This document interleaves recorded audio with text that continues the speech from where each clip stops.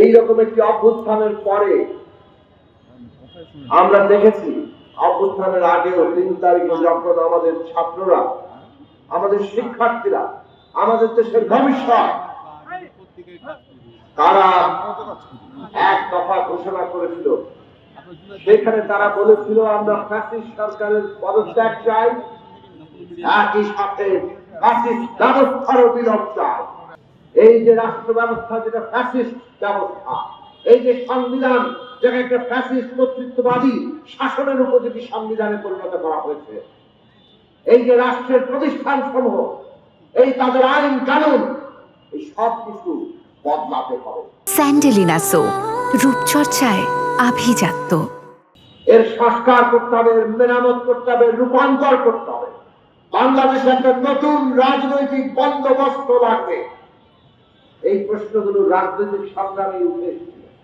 আমরা বলেছি, কর্মসূচি সামনে হাজির করেছি, গণসংহতি আন্দোলনের 14 দফা কর্মসূচি, গণতন্ত্র মঞ্চের 14 দফা কর্মসূচি।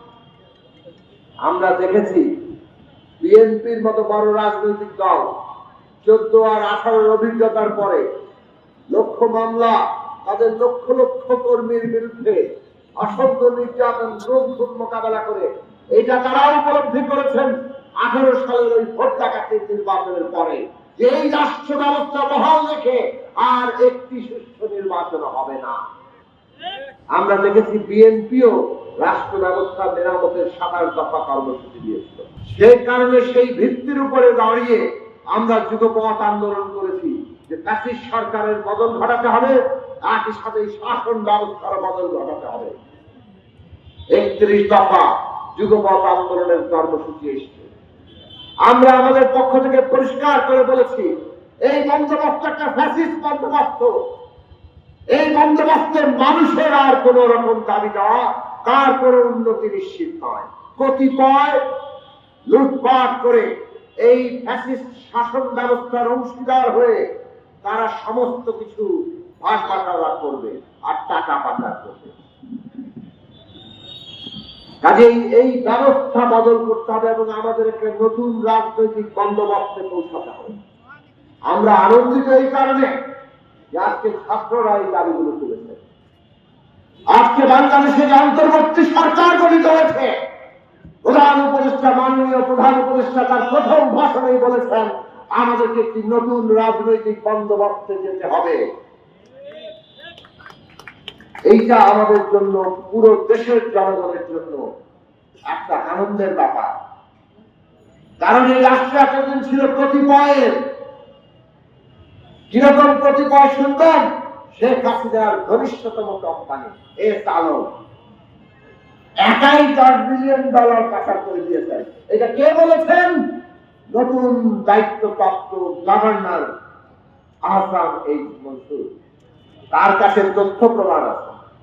তিনি বলেছেন আরো $7 বিলিয়ন তার ঘনিষ্ঠ সহযোগী, মানে আত্মীয় স্বজন, তারা পাচার করে। $17 বিলিয়ন শেখ হাসিনার ঘনিষ্ঠ লোকের এই পাচার করে দিয়েছে। এই কথা বাংলাদেশ ব্যাংকের গভর্নর বলেছেন। এখন আমরা সোশ্যাল মিডিয়ায় বিভিন্ন সংবাদ মাধ্যমে লিঙ্কে দেখতে পাচ্ছি অন্তত পক্ষে $100 বিলিয়ন বেশি পাচার করা হয়েছে। ভাই, এই দেশের অর্থনীতির পুরো আকারটা জানেন? $500 বিলিয়ন।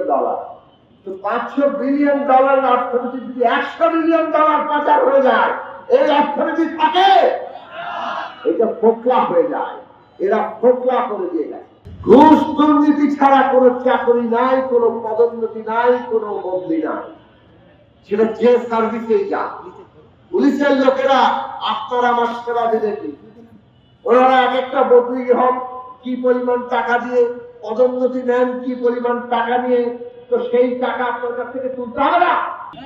আর পুরো রাষ্ট্রটাকে সাজানো হয়েছে বিরোধী দলের উপর নির্যাতন করার জন্য, তাদেরকে ভয় দেখানোর জন্য, তাদেরকে ক্রস ফায়ারে গুলি করা, নিয়ে গুম করে দেওয়া, কিংবা মধ্যরাতে একটা স্ট্যাটাস দেওয়ার জন্য ক্লাস 10-এর একজন শিক্ষার্থীকে ধরে নিয়ে আসা। এই ছিল তাদের শাসন। ক্লাসের রাজত্ব কায়েম করো, এভাবে টিকে থাকো, আর সবাইকে লুটের ভাগ বাটোয়ারার মধ্যে নিয়ে আসো। যে একটু কথা বলবে তাকে লুটের ভাগের মধ্যে নিয়ে আসো। বহু চেষ্টা তারা আমাদের ক্ষেত্রে করেছে, কিন্তু সফল হতে পারে নাই।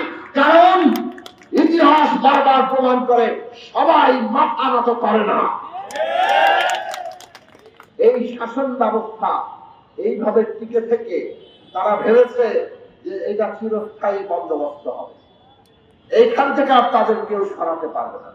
বিশেষভাবে 24 সালের 7ই জানুয়ারি যখন নির্বাচনটা করে ফেলতে পারল, যখন 28 অক্টোবর আমাদের যে সমাবেশগুলো ছিল যুগপৎ আন্দোলনে, সেই আন্দোলনে তারা নানানভাবে বিএনপির মিছিলে সমাবেশে এজেন্ট ঢুকিয়ে পরিকল্পিত সন্ত্রাস তৈরি করে যেভাবে তারা সমাবেশ বন্ধ করে দিয়েছে, যেভাবে তারা একটা পরবর্তী ভয়াবহ পুলিশি ক্র্যাকডাউনের অজুহাত এবং যুক্তি তৈরি করেছে, তারা ভেবেছিল ছাত্রদেরকে অবধি একইভাবে দমন করে ফেলা যাবে।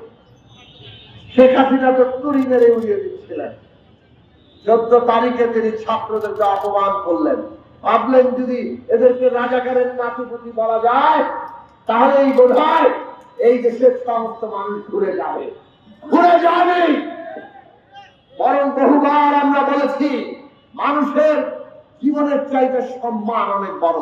যখন সম্মান কিংবা ইজ্জতে আঘাত লাগে তখন মানুষ জীবন দিতে প্রস্তুত থাকে। আমরা দেখেছি আমাদের ছাত্ররা, শিক্ষার্থীরা 14 তারিখ রাতে ক্যাম্পাসে এমনকি মেয়েরা, ছাত্রীরা তারা হল ভেঙে বেরিয়ে এসছে। হাজার হাজার শিক্ষার্থী স্লোগান দিয়েছে, তুমি কে আমি কে, রাজাকার রাজাকার। কে বলেছে স্বৈরাচার স্বৈরাচার। তারা জবাব দিয়ে দিয়েছেন এবং ছাত্ররা তাতেই খেতে থাকেননি। 15 তারিখ বিক্ষোভ হয়েছে। শেখ হাসিনা ভেবেছেন তার ছাত্রলীগ লেখেল বাহিনী, গুন্ডা বাহিনী দিয়ে এদেরকে দাবরানি দিলেই বোধ হয়, তাদের উপর হামলা করলে ভয় দেখালেই বোধ হয় ছাত্ররা থেমে যাবে।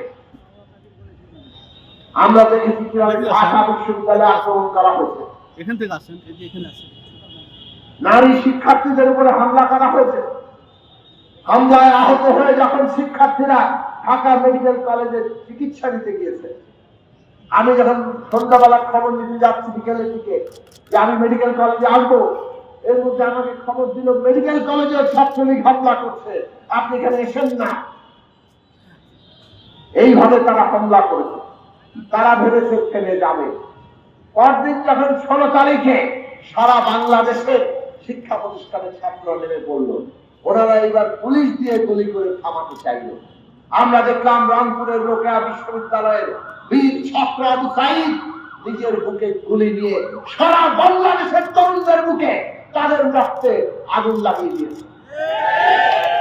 স্লোগান উঠেছিল, লেগেছে রক্তে আগুন লেগেছে। এই হচ্ছে সম্মানের জোর, এই হচ্ছে জাতীয় মর্যাদার জোর। আমাদের তরুণরা এই দেশের মর্যাদা রক্ষায় প্রয়োজনে জীবন দিতে পারে, তার প্রমাণ এই জুলাই আগস্ট। গণহত্যা চালিয়েও শেখ হাসিনা তার ক্ষমতা রাখতে পারে না। এই যে রাষ্ট্র, এই রাষ্ট্র আমরা বদলাতে চাই। আমাদের ট্যাক্সের পয়সায় পুলিশ চলে, বিজিবি চলে, সেনাবাহিনী চলে।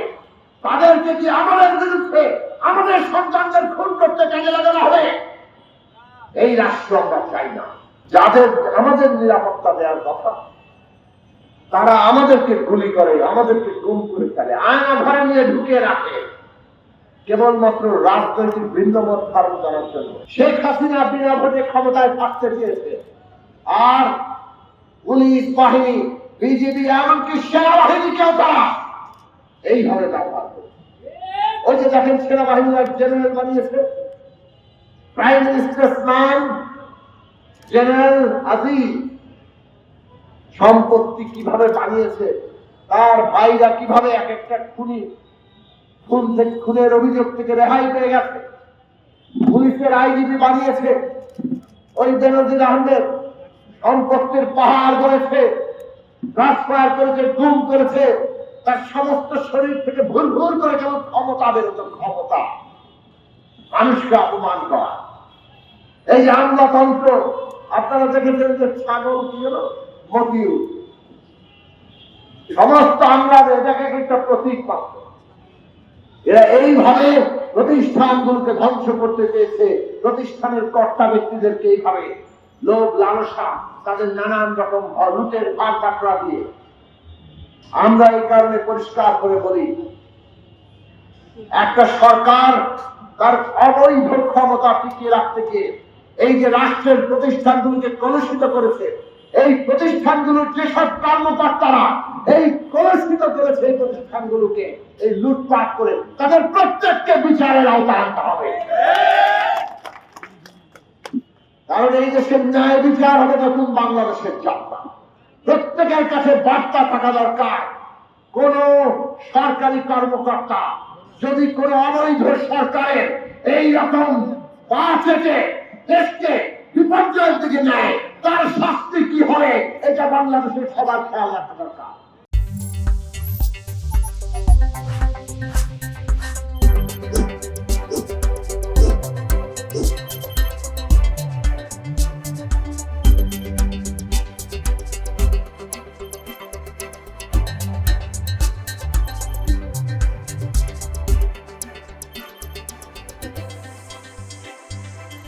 Thank you.